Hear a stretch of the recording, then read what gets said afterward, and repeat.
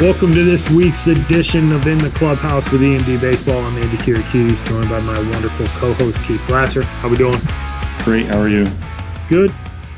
Got a quick update for those of you who are in the know. The ABCA Convention happened this weekend in DC, kind of. It wasn't actually in DC. They held it over in the National Harbor, which is in Maryland.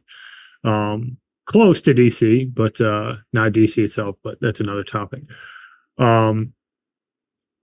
Basically at the convention, there's a lot of speakers, they come, they talk about different topics, but another big focus of it is where the division committees, the regional committees, and a lot of the rules for the upcoming year are discussed. And we've talked about this quite a bit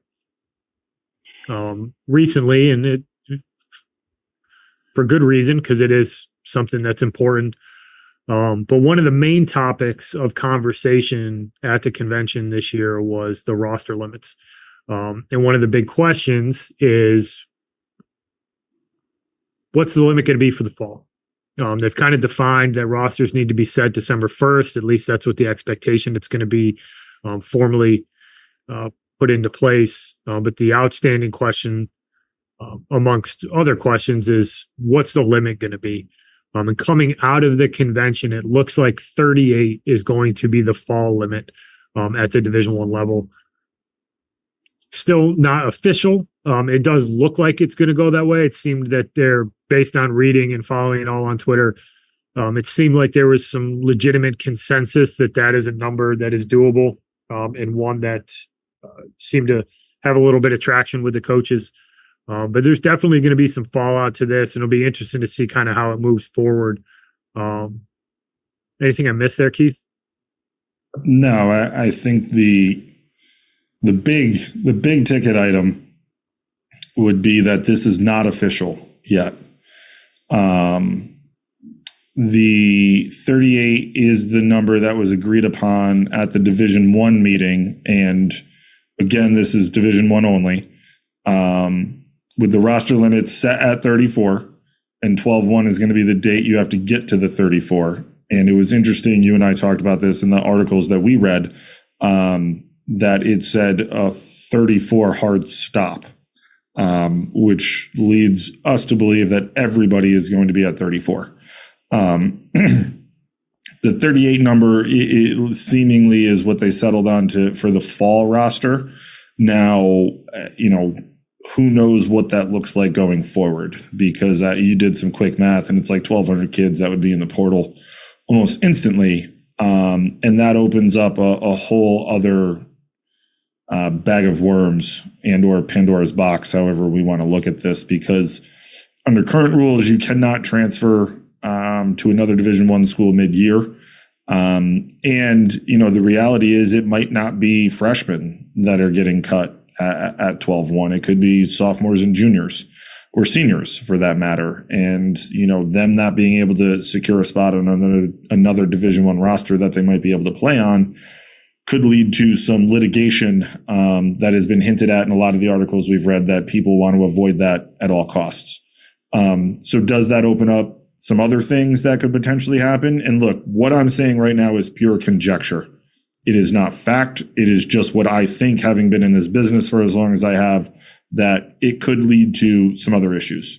It could also lead to some other solutions, right? Like it could lead to, you get 38, but you have to declare a 34-man roster, and those 4 kids are redshirted or a taxi squad or whatever, because it might be that, maybe your number 1 is coming off Tommy John and you don't know if he's going to be available given his rehab. But if he is, maybe that kid gets elevated into the 34-man roster, and someone else, guy 34, now drops into a taxi squad, or, someone blows out over the winter, or, what happens if, one of your starting guys does end up with an injury that puts them out, and all of a sudden you're at 33 and another injury puts you at 32 and you're stuck with those numbers. Like what does that do?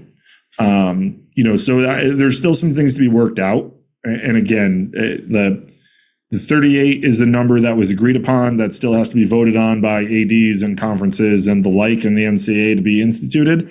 So that still remains to be seen. And like I said, the other stuff is just pure conjecture that I just came up with. Not that I came up with on the spot. This is something I've been thinking about for a while. But like it could open up Pandora's box from that standpoint, and there might be some solutions in there that could be found. But for now, it's going to be 12-1, December 1st, get to the 34-man roster, and the fall number, it's not going to be unlimited. Nobody put that up for discussion. Nobody wanted to. It doesn't mean they didn't want to. It just wasn't put up for discussion. So unlimited is out of the picture. There's going to be a hard cap on how many student athletes can be on your fall roster, which I think is a win for a lot of people. But what that looks like moving forward is still up in the air.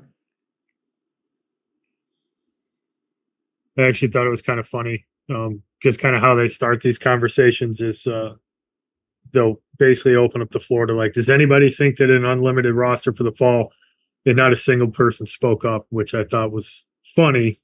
I'm sure there's some guys out there that would love it, but probably knew that wasn't going to fly. It wasn't going to pass. Wasn't going to get any traction. The hard 34 is interesting because I think we just talked about it recently that there was some talk that if you don't opt into the profit sharing, that you may have the flexibility to have the 40-man roster. Once again, none of this is carved in stone. It seems to me that the concrete is starting to dry, but there's still room for some things to be changed. But that hard 34, that's fairly significant because I do think that there was some baseball schools that play big-time baseball that are in non-Power 4 or football-related conferences that are probably sitting there going, I don't know if we're going to opt in, so maybe we get a 40-man roster. But it does make a lot of sense because, you do want it, not that there's a level playing field across the board because there certainly isn't, but you want to have some uniformity around basic things like roster structure, roster size across the whole division. So it does make sense. It's a lot of Division I spots that'll no longer exist, but we've been preparing for this for quite a long time, and I think getting some more concrete answers or something more close to dried concrete at this point is valuable for people as they navigate this, whether you're 26 or 27. You want to know what environment you're operating in, and this seems like we're starting to get a little bit of clarity, which is good. Yeah, I mean, I think that it's been a mess lately. I was doing it in person for us a couple of weeks ago, and I was like, under current rules, and if everything stays the same, I hope that we don't get any more changes anytime soon because I don't know if I can handle it. And I finished that talk. I got home, got on Twitter, and that's when the JUCO thing was announced. I was like, what is happening? And that's a whole, we've done podcasts on that, and that's something we'll continue to talk about in the future. But, I think there's so many things up in the air that as patient as you want to be to see this process play out, it is getting I shouldn't say it's getting difficult. It's creating a little bit of angst in the recruiting process for people because schools don't know what it is that they're going to be capable of doing, how many guys they can actually have. They can't overcommit but they don't want to miss out on guys, blah, blah, blah, blah, blah. So I think that we'll have a lot more clarity in the next couple months on what it actually looks like. And I think like anything else, like this might be what it is for the 25-26 school year, right? We might be having this same conversation around this time next year. I think the convention is a little bit later next year.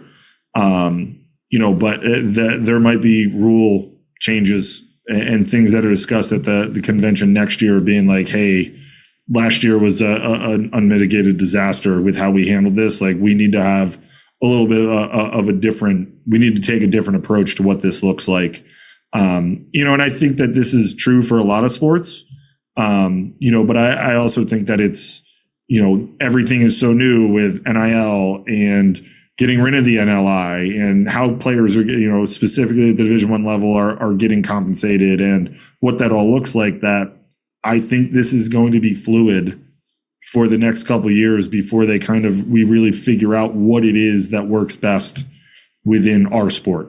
Because it's not going to be the same as football or basketball or, lacrosse, or name the sport. Every sport's going to be different. And I think it's going to be a rather fluid process for the next couple of years as they figure this stuff out.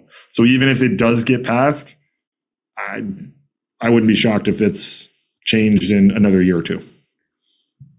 Yeah, because as well as I do that if enough of the big dogs speak up about not liking how something's going to work, it's going to get evaluated. It's at least going to get looked at.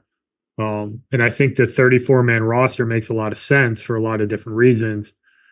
But what that fall limit, does that work?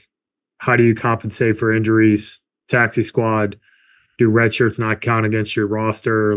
I think to your point, there's some adjustments that'll likely be made to this, but as it stands right now, this seems to be the path forward that the Division I baseball is going to go down. And as we've spoken about, this has a trickle-down effect all the way down to junior college baseball. So, well, and I think too, like you and I talked about this today, that we're not far. We're one recruiting cycle removed from 35, but I also can see the argument from the other side of we are at 35, but we got to 40, and we had more success with that. What does that look like? And I know the numbers are, the NCAA is going to sponsor 34 full scholarships, which again, we'll never get to, but, with revenue sharing and such, you can make it, almost to where everyone's on a full ride. And it's almost like the tooth, you might not be able to get the toothpaste back into the tube, from that standpoint. And in an attempt to do it right now, it might open up a lot more issues that we've kind of not necessarily thought of, or know that could happen, but we're trying to avoid. And I just, like I said, I think that yes, we're not far removed from 35. It also went to 40, and people found a lot of success with that. If you told me that it was going to be a hard 34 with 6 walk-ons and you're at a 40 number, I think you might be able to satisfy a lot more people if this doesn't work out. But I think, like I said, this is so new and so fluid that they're going to try to, more or less put a couple strips of duct tape on a fire hose and hope that this is going to work. And I don't necessarily know if it will. Obviously, I hope that it does, but I have a sneaking suspicion that this is going to be, changed again in the very near future. Mark it down. These are just my personal feelings. When people put in their Twitter bio, Glastradamus. My opinions are my own. These are I really haven't talked to a lot of people about this. So these are just my own personal feelings on what I think could potentially happen. Yeah, and I think there's obviously your opinions are rooted in experience and conversations that we've had with a lot of coaches, and we'll see where it goes. I think the positive is that there at least seems to be some clarity starting to take shape on the immediate future, which is a big next step. But we've seen some significant changes to the baseball recruiting landscape in the last 18 months. After a fairly long period of pretty steady rules. I mean, obviously the pandemic changed some stuff, but that was inevitable. But prior to that, the rules were pretty straightforward, and not a lot had changed. So we'll see what the other one, and not to get off topic, but the other one was the 35 days in the spring, which we kind of had when you and I played. 35 days. The rule being that you start practice 3 weeks preceding opening day, you're going to get 35 days to practice before opening day, which, instead of 21 or 18, that's, you got to have an off day in there. You're doubling your amount of time that you can practice, which, look, I get the lead up time and the, doing it safely. I get the argument behind it. But it's, for a lot of programs, that's putting a strain on facilities and things of that nature. And, some programs aren't going to be able to really do the whole 35, and, maybe you do 24 or 30, whatever it might be. And, do individuals, because I'm sure you'll have the option to do it however you want. But, I think I see the argument for it, but I also think, like, when we played at Marist and you're inside from, the Tuesday after Martin Luther King Jr. Day until mid-February, like, it is, even before that, I guess we started school before that. Like, it is a grind being inside all day for so long, so it'll be interesting to kind of see what that looks like as well. Because if you don't have the facilities and you have to go pay and budgets getting slashed, like, that's going to be a tough shake for some people. We will find out, but more to come on this for sure. As we hear stuff, we'll be sure to get it up on the interwebs via the podcast and YouTube. But we'll keep you posted on this and anything else that we're hearing as far as any other potential changes. But this seems to be the most up to date. Nothing in concrete yet, but it seems like we're getting closer to a final solution around the roster stuff. So. Anything else, Coach? Nope. All right. Well, thank you for listening, everybody. Check in next week. Talk to you then. Thank you for listening this week. If you're watching on YouTube, go ahead and hit that subscribe button and smash that like button for us. Check us out on Apple Podcasts, Google Podcasts, as well as Spotify. You can follow us on Twitter and Instagram at EMD Baseball. If you want to find out what me and Keith do to help families and players navigate the recruiting process, go ahead and check us out on emdbaseball.com. Take a few minutes to check out our new online academy. I promise you'll get some good information out of that. Thanks again for listening. Check in with you next week.